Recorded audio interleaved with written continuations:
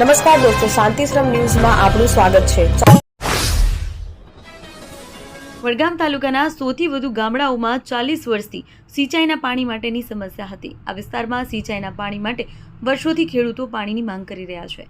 પાઇપલાઇનથી તળાવો ભરવા માટે અગાઉ 20,000 જેટલા ખેડૂતોએ રેલી યોજી રજૂઆત પણ કરી હતી। ત્યારે ખેડૂતોની વર્ષો જૂની માંગને લઈ સરકારે કરોડોનો ખર્ચ પાઇપલાઇન મંજૂર કરી અને 2 વર્ષ બાદ પાઇપલાઇન દ્વારા નર્મદાના નીર વડગામ તાલુકાના વરસડા ગામે પહોંચતા વરસડા ગ્રામજનો તેમજ આજુબાજુના ગામડાઓના લોકોએ ઢોલ નગારા સાથે નર્મદા નીરના વધામણા કર્યા હતા। થરાદના ભોરડુમાંથી પોલીસની રેડ દરમિયાન દારૂની ભઠ્ઠી ઝડપાઈ છે। દેશી દારૂ ગાળવાનું ચાલુ ભઠ્ઠી ઉપર પોલીસે રેડ કરી ભોરડુ ગામમાં સીમા માવજી ઠાકોર નામના વ્યક્તિ દેશી દારૂ ગાળી રહ્યો હતો। થરાદ પોલીસે 48,450નો ગેરકાયદેસર દેશી દારૂ ઝડપ્યો છે। પોલીસે દેશી દારૂની ભઠ્ઠી ઉપર રેડ કરી દારૂનો નાશ કર્યો છે। પાલનપુરના નાયબ કલેક્ટર દ્વારા એક સિનિયર વકીલ સાથે અસભ્ય વર્તન કરવા બદલ વિવાદ સર્જાયો છે। આ ઘટનાના વિરોધમાં પાલનપુર બાર એસોસિએશને અધિક નિવાસી કલેક્ટરને આવેદનપત્ર સુપ્રત કરી નાયબ કલેક્ટર સામે કડક કાર્યવાહીની માંગ કરી છે। આ ઘટના પાલનપુર કચેરીમાં બની હતી। વકીલ ધીરજ ધારાણીએ એક સિનિયર સિટીઝન કેસ દાખલ કર્યો હતો, જે આધાર પુરાવા અને રજૂઆતો બાદ છેલ્લા 8 મહિનાથી હુકમ પર હતો। રાજસ્થાનના એકમાત્ર હિલ સ્ટેશન અને રાજસ્થાનના કાશ્મીર તરીકે ઓળખાતા માઉન્ટ આબુમાં ઠંડીએ જોર પકડ્યું છે। આજે લઘુત્તમ તાપમાનમાં ભારે ઘટાડો નોંધાતા પારો 2 ડિગ્રી સેલ્સિયસ સુધી ગગડ્યો છે। હાડ થીજવતી આ કડકડતી ઠંડીને કારણે સમગ્ર માઉન્ટ આબુ બરફની ચાદરમાં લપેટાયેલું જોવા મળ્યું છે। Simco Sunlight Paints, Simco Sunlight Paints કવિન સાફ્ટર મશીનથી કલર બનાવનાર નવીન ઘરને સુશોભિત કરવા એકવાર અવશ્ય મુલાકાત લો। Simco Sunlight Paints, Simco Sunlight Paints. બનાસકાંઠા જિલ્લાના દાંતા તાલુકાના પાડલિયા ગામે થયેલા ઘર્ષણના મામલે આદિવાસી સમાજને ન્યાય અપાવવા માટે રાજકીય ગરમાવો તેજ થયો છે। વડગામના ધારાસભ્ય જિગ્નેશ મેવાણી, દાંતાના ધારાસભ્ય કાંતિ ખરાડી અને બનાસકાંઠાના સાંસદ ગેનીબેન ઠાકોરની આગેવાનીમાં મોટી સંખ્યામાં કોંગ્રેસના કાર્યકરો અને સ્થાનિકોએ દાંતા એસડીએમ કચેરી બહાર મેદાનમાં ધરણા યોજી ન્યાયની માંગ કરી હતી। વાવ તાલુકાના નશાયુક્ત ગોળીઓ અને સિરપના બિનઅધિકૃત વેચાણની ફરિયાદોને પગલે વાવ પીઆઈ AR ખત્રીએ પોલીસ સ્ટાફ સાથે મેડિકલ સ્ટોર પર અચાનક તપાસ કરી હતી। કાર્યવાહીથી ગેરકાયદેસર રીતે નશાયુક્ત દવાઓનું વેચાણ કરતા તત્વોમાં ફફડાટ ફેલાયેલો છે।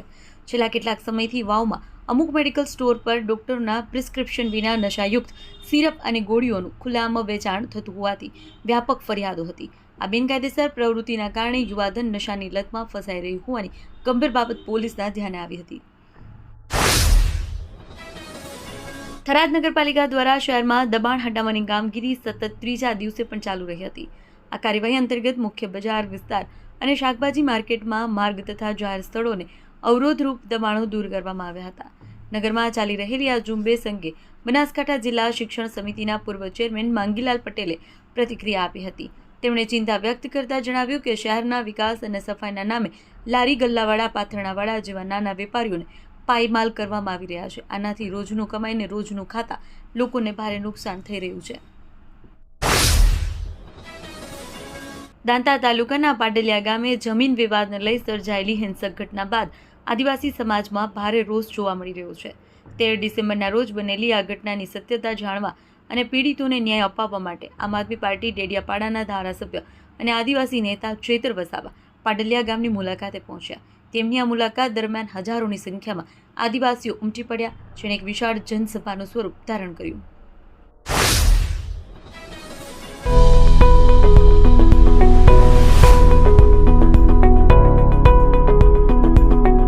આપ આવો આજે દિયોદરમાં બનાસ ડેરી સંચાલિત ઉમંગ મોલમાં, જ્યાં આપને મળશે બનાસ ઘી, બનાસની ચા, નવરસ તેલ સહિતની જીવન જરૂરિયાત તેમજ કરિયાણું તથા કોસ્મેટિક ચીજવસ્તુઓ તેમજ પશુ આહાર સામગ્રી મળશે વ્યાજબી દરે। આજે સંપર્ક કરો ઉમંગ મોલ, ખીમાળા બાબર હાઈવે, તિરુપતિ સોસાયટીની સામે, બ્રિજના છેડે। આજે સંપર્ક કરો 94 276 45 123। રાજ્ય સ્ટેટ મોનિટરિંગ સેલ SMCએ મહેસાણા અમદાવાદ બાયપાસ હાઈવે પર બાતમીના આધારે વોચ ગોઠવી વિદેશી દારૂનો મોટો જથ્થો ઝડપી પાડવામાં સફળતા મેળવી છે. ઉપાસના સર્કલ પાસે એક શંકાસ્પદ ટ્રકને રોકી તપાસ કરતા તેમાંથી લાખોની કિંમતની દારૂની બોટલો મળી આવી હતી. પોલીસે કુલ 1.9 કરોડથી વધુનો મુદ્દામાલ જપ્ત કરી એક શખ્સની ધરપકડ કરી છે. ઉત્તરાખંડમાં નૈનીતાલમાં ગુરુવારે પ્રવાસીઓની ભરેલી યુપી નંબરની સ્કોર્પિયો 200 ફૂટ નીચી ખીણમાં પડી હતી, જેમાં ગાડી ચલાવી રહેલા યુવકની માતા પત્ની અને સાડીનું મોત થયું છે, જ્યારે કે કારમાં સવાર અન્ય 6 લોકો ગંભીર રીતે ઘાયલ થયા છે. ભવાલી પોલીસે 3 મહિલાઓના મોતની પુષ્ટિ કરી જણાવ્યું કે અકસ્માત ભવાલી અલમોડા નેશનલ હાઈવે પર સવારે 9:30 વાગ્યાની આસપાસ થયો હતો.